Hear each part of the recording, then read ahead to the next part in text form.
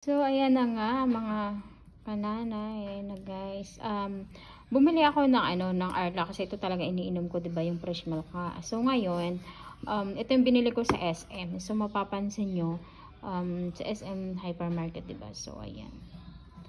Sa SM siya is 107. So, ngayon, merong nakita ako na nag-sale dito sa may chocolate project.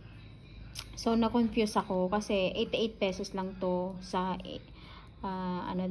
chocolate project. So, kinumpara ko yung binili ko sa SM. So, magkaiba yung packaging nila. Nakakapagtaka kasi pansinin nyo guys. Sa expiration date, ganito yung original talaga. Ayan o.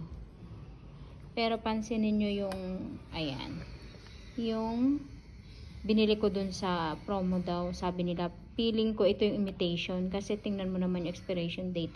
Magkaiba yung selyado nila. Sa dapat, 'di ba, parehas yung packaging niyan kung talagang same yung brand nila, 'di ba?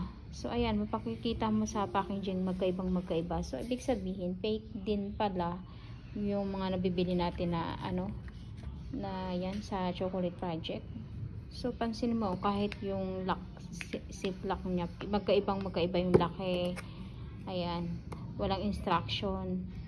Ito may instruction, ayan na yung original, yung digit. Ito yung imitation, so ibang-iba talaga. So, kaya minsan pala, magtataka ka, baka yung mga chocolate na binibili natin dun is hindi rin siya original, kumbaga imitation lang din.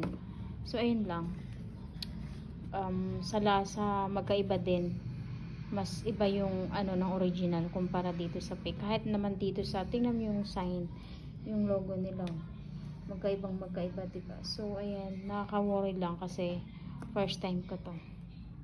So ayan lang, shinare ko lang para at least maging aware kayo sa mahilig sa dito sa fresh milk. At least makita nyo talaga yung difference niya na malayong 20 pesos yung discount, nasa 28 pesos yung discount, pero yun nga, nakaka-worry. Ayan, kitang-kita naman yung original expiration date. Ito yung imitation. Ayan. So, ayan lang. Binigyan ko lang kayo ng clue.